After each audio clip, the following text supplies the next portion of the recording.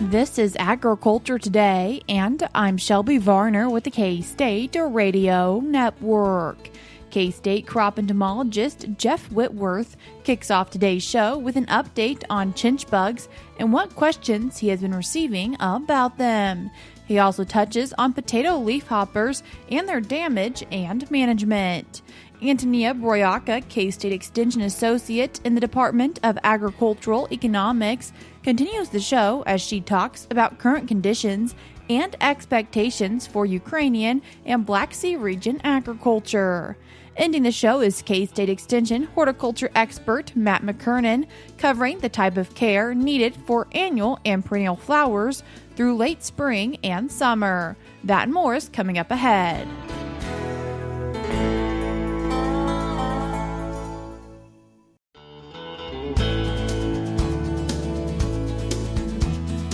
You're tuned in to Agriculture Today, and we start our Thursday show with an update on chinch bugs and a discussion on potato leafhoppers with K-State crop entomologist Jeff Whitworth. Jeff, thanks for joining us today. My pleasure, anytime.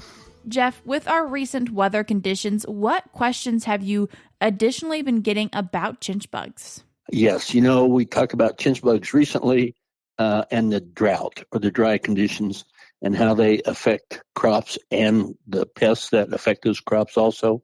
Well, in the meantime, we've had a lot of rain around the state, and that also affects them adversely, or at least differently. So the wheat, as it is turning yellow or has senesced or is ready for harvest, it has produced a lot of chinch bugs. A lot of the chinch bugs have moved out of the wheat. They were moving out into the corn because a lot of the corn was planted early because of the dry conditions. Not much sorghum, which they can affect corn, they can affect sorghum both the same. It's just a matter of timing. That's why we generally consider chinch bugs affecting sorghum more than corn. But as I've said, the worst fields I've seen that were destroyed by chinch bugs were cornfields in the past. They moved out of the wheat into the corn and or sorghum, and they were just starting to affect it. But then we got rain. The questions I've been getting a lot is how does all this rain affect insects, especially chinch bugs? It will not drown them. I promise it will not drown them. Insects are tough to drown. They float. So as the rain comes down, you get puddling or ponding of water. It runs through the fields. It will move the chinch bugs from one spot to another, and I've seen them in the thousands where the water ponds in one end of a field.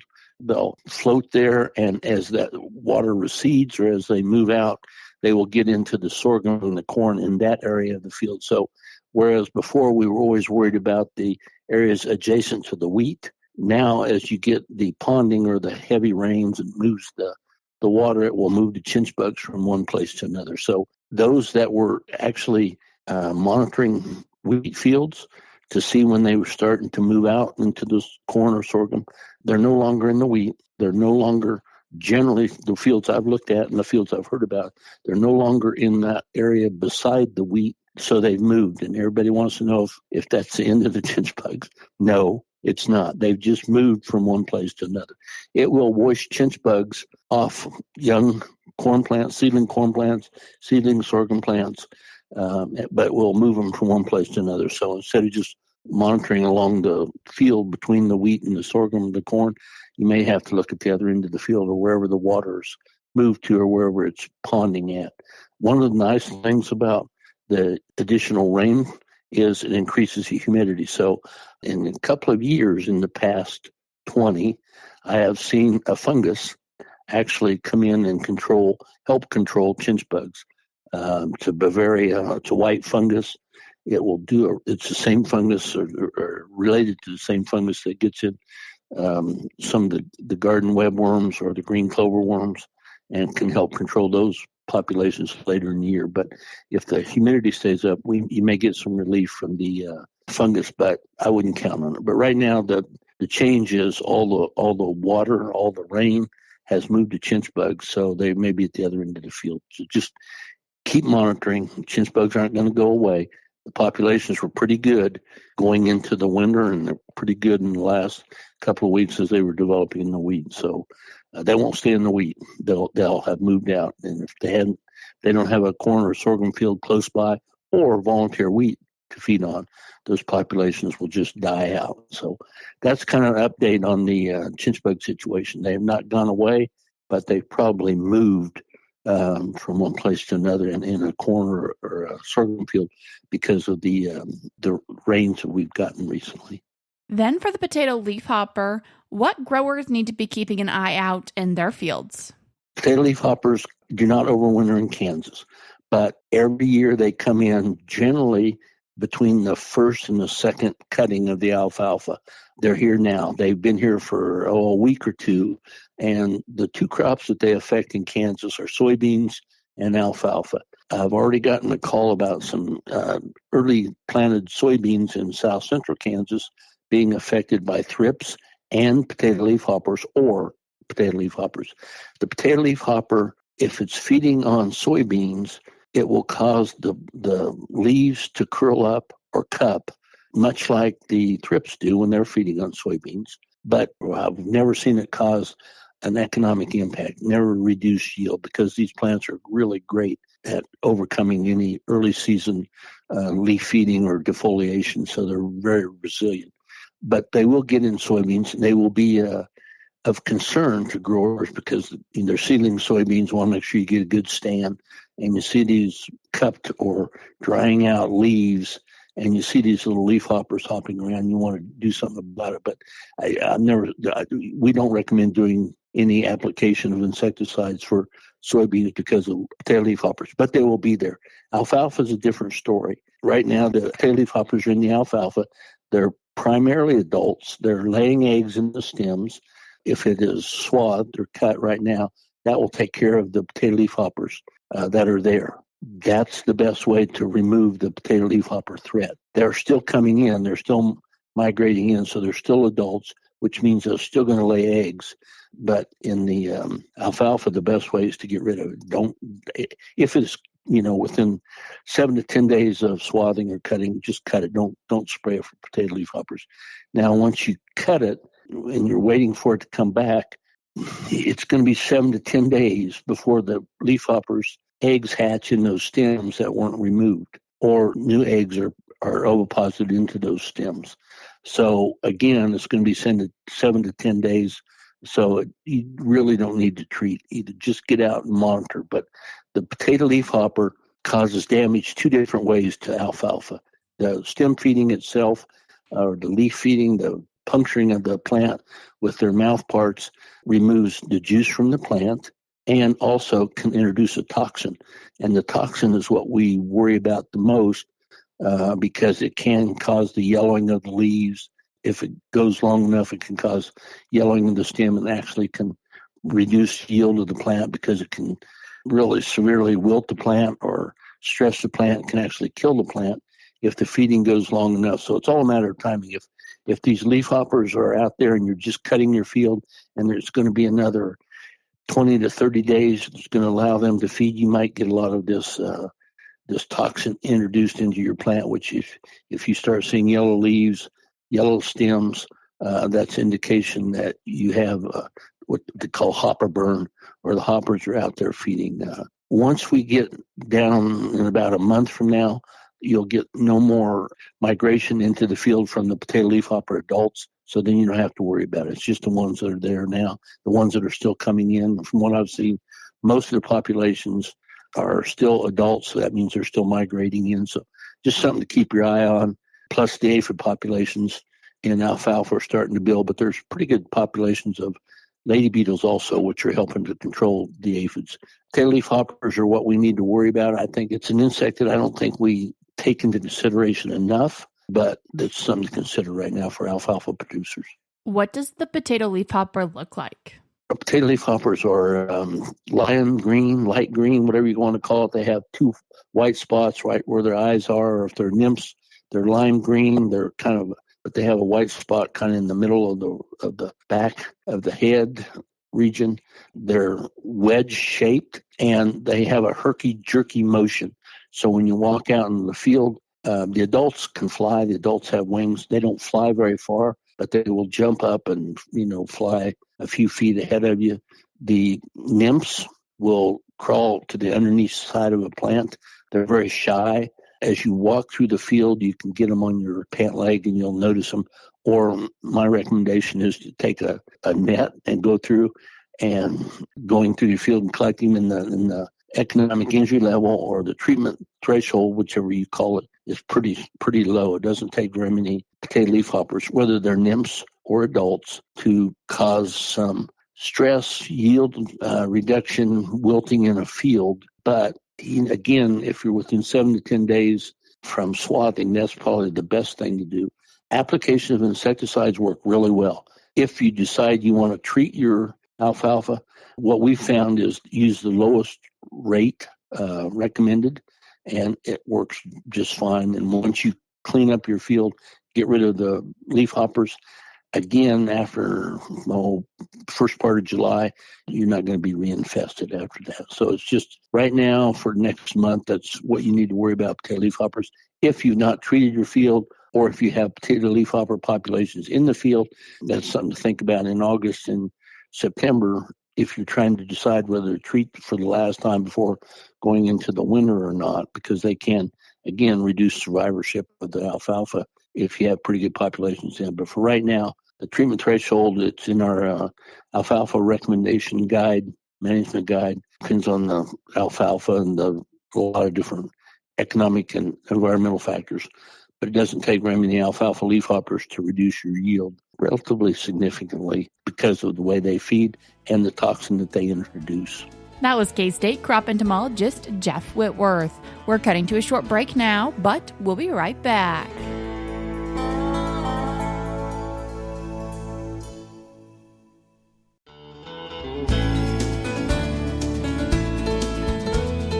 You're tuned in to Agriculture Today, and we continue our show with part of a conversation from the Warm Weather Wednesday webinar series from K-State's Department of Agricultural Economics with Antonina Broyaka, who's an Extension Associate Professor in K-State's Department of Agricultural Economics, as she shares an update on the Black Seed grain and oilseed markets. She begins by discussing the current harvest expectations.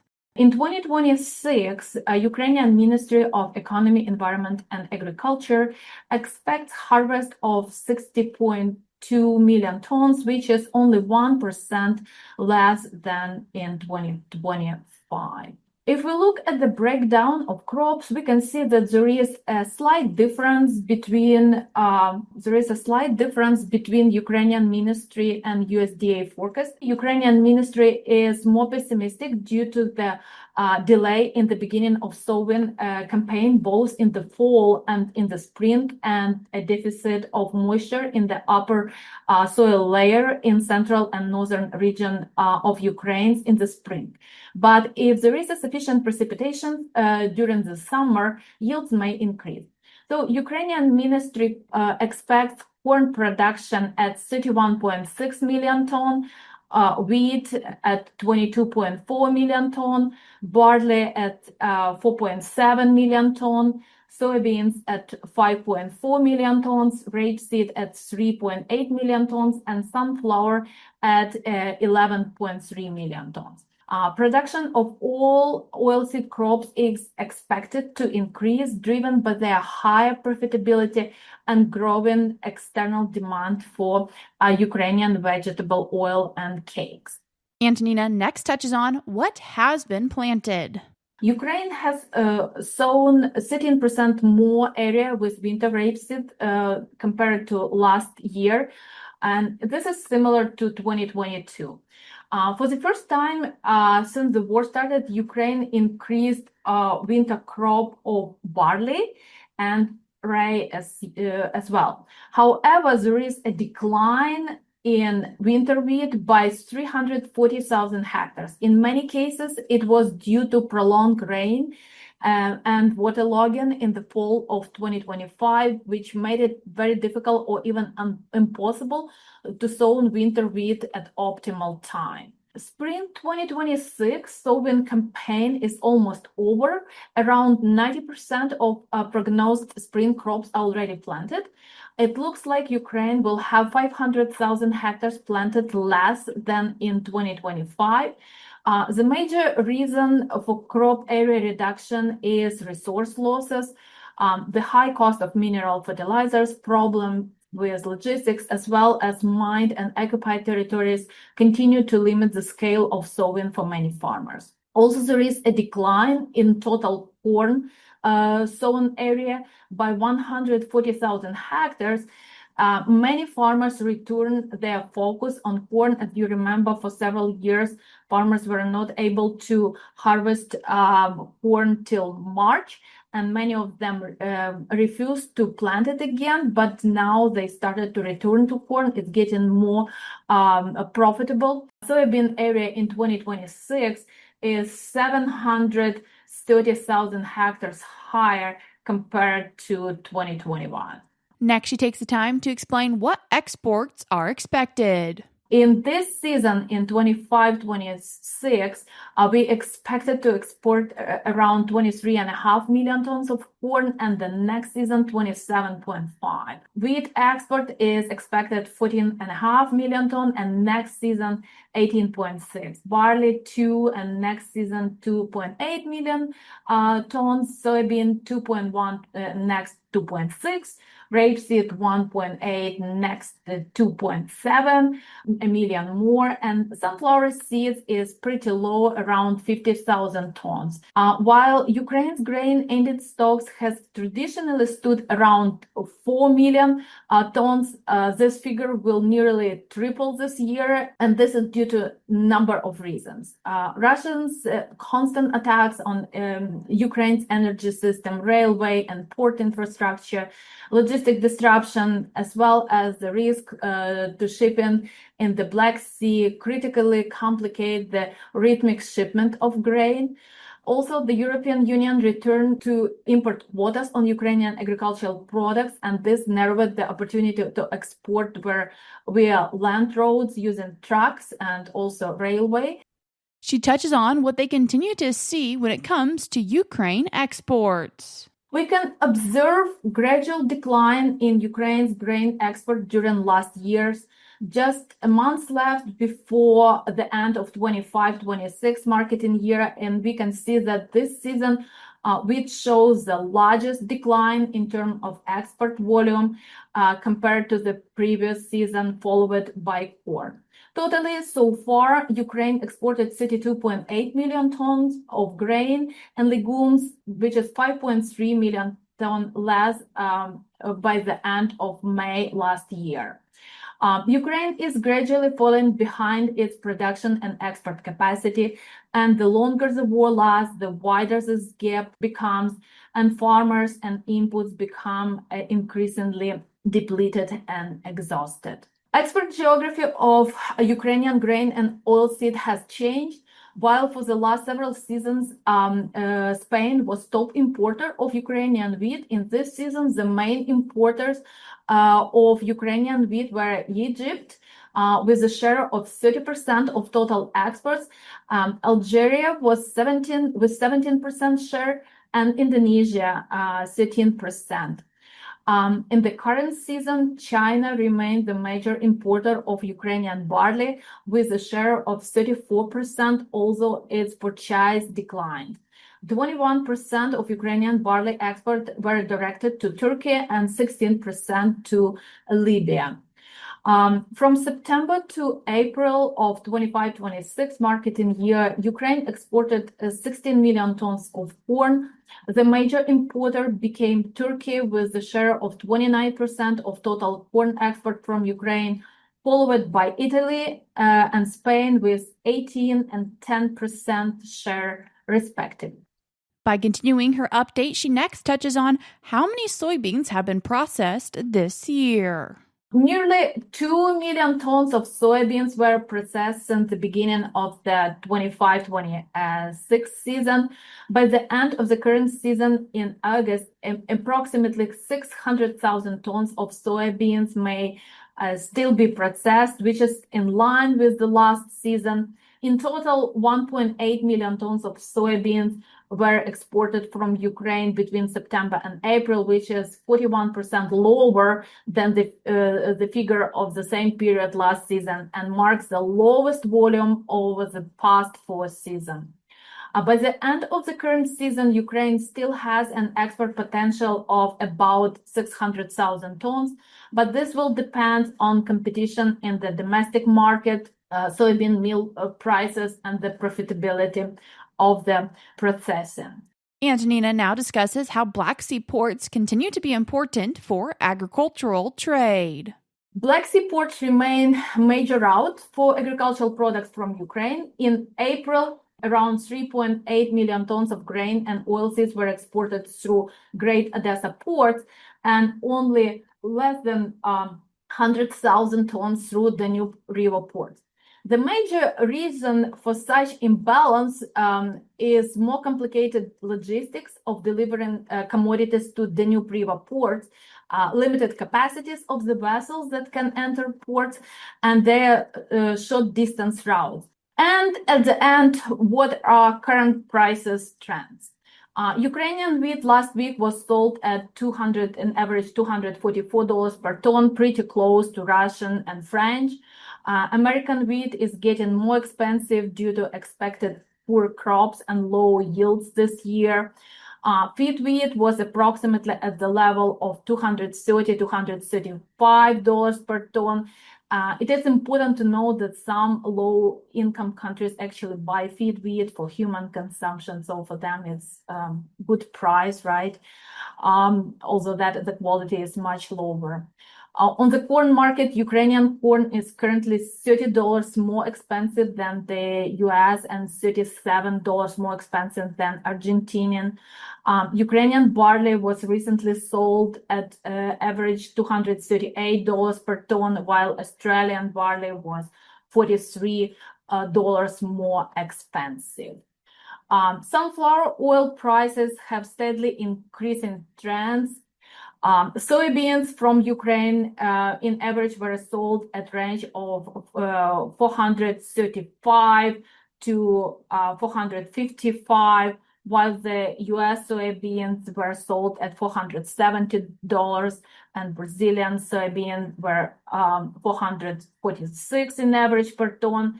And with new harvest, it is expected to decline. That was once again K-State Extension Associate in the Department of Agricultural Economics, Antonina Broyaka. If you'd like to hear her full discussion, you can do so by going to AgManager.info or by following the link in today's show notes on agtoday.net.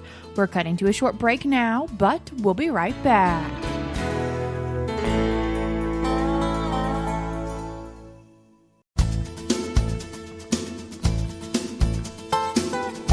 Welcome back to Agriculture Today. Along with Shelby Varner, I'm Jeff Wickman. Annual and perennial flowers both require care through late spring and summer.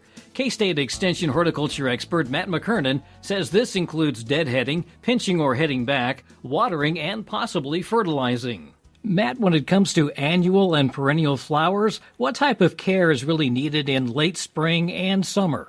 As we start to establish these plants in the landscape, we really first and foremost want to make sure they're getting adequate water. That means we're watering typically slowly and deeply and providing about an inch of water per week for most of our annual and perennial plants. Our perennial plants, those plants that come back year after year in the landscape, can typically manage with a little less water than our annual plants do, but we want to make sure that we're watering slowly, deeply, and infrequently, and allowing a little bit of time between our waterings for the soil to dry down to really encourage a deeper root system. When we're watering containers and pots full of flowers, we typically want to make sure that we're watering enough so that water leaches out of the bottom of the pot and drains all the way through the pot, and that's going to help manage some of the salt buildup that can happen in our containers. It seems like maybe the normal tendency is to overwater, so that's something we need to keep an eye on too, right? Yes, plants can only absorb so much water at any one given point in time, so it's important that we don't overwater, both to help conserve water, but also to help grow a healthy root system. Oxygen is a really important part of our soil, and oxygen is something also that our plant roots need. And by overwatering, we often push too much oxygen out of the soil, so that we don't have a healthy deep root system that can handle conditions throughout the summer months. I'll throw out a couple of terms here, pinching and heading back. What happens when we're doing that? Yeah, when we're pinching and heading back, what we're really trying to do is encourage denser, fuller plants that are going to have more blooms in the late summer and fall months. Typically, pinching and heading back is a practice we do most commonly on chrysanthemums or mums, but there's a lot of garden plants that can benefit from this.